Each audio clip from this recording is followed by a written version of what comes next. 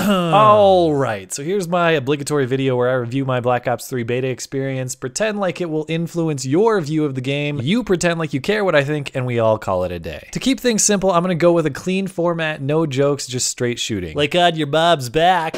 Okay, just the one. In this video, I'll describe the top 3 things I appreciated about the game, and later I will describe the top 3 things I did not appreciate. So without delay, the top 3 good things about Black Ops 3. Number 1, I will call map flow. And that's really a marriage of good map design and movement that works well within that map design. We only saw 4 maps in this beta, so granted this isn't comprehensive, but those 4 maps all follow the familiar Treyarch 3-lane formula, of which I am a big fan. The maps are appropriately sized and have a balance of choke points and flanks within those 3 lanes that are fair from either spawn. The reason I'm highlighting map flow as my favorite thing about Black Ops 3 is it's probably the single biggest lacking factor in the previous 2 games. In Advanced Warfare, we had a chaotic movement system that made any lane structure to the map irrelevant, and power positions were often simply the highest rooftop. In Ghosts, we had nonsensically large maps with asymmetrical designs. I think for the most part, the Call of Duty community appreciates fast, agile movement, but the challenge is to implement that type of movement without breaking the map. In my opinion, Treyarch has done that with Black Ops 3. Wall running, boost jumping, sliding, unlimited sprint, these things all propel you through the map quickly without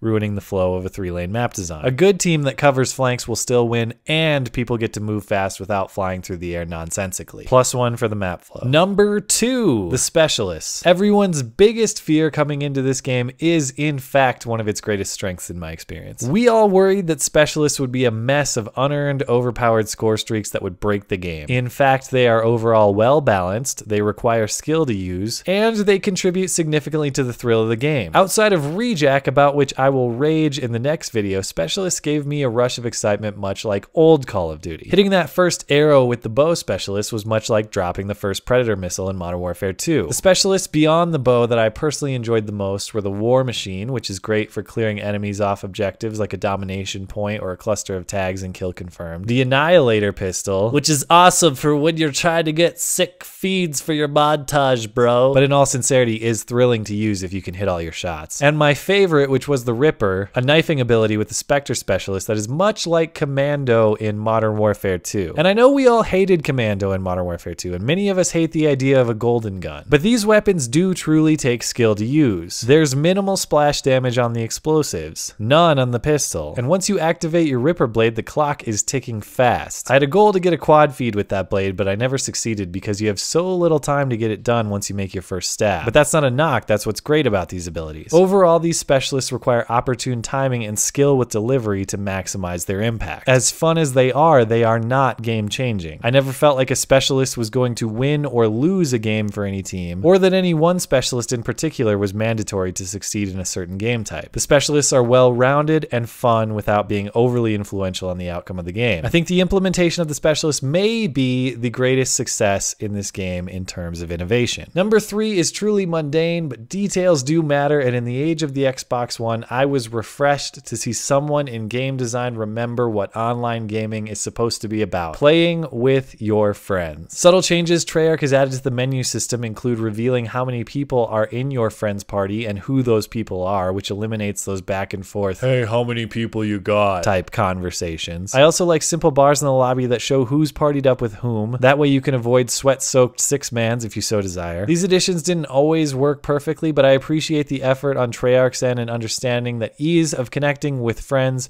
should always be a priority. Now, please, will one of you at Treyarch tell the dipshits at Microsoft to bump that up on their long list of misguided priorities? So there you have it. That's certainly not all the things I appreciated about this beta, but what I can emphasize within a reasonable amount of time. Understand not everything is rosy, and I'll be visiting the negative next time I'm at this mic. I pledge to do that over the course of the next week, so do check back. Thanks as always for listening and for supporting this series. Always appreciate the thoughtful discussion below and on Twitter at skeg_3. Get at me there. Okay, thanks. Bye.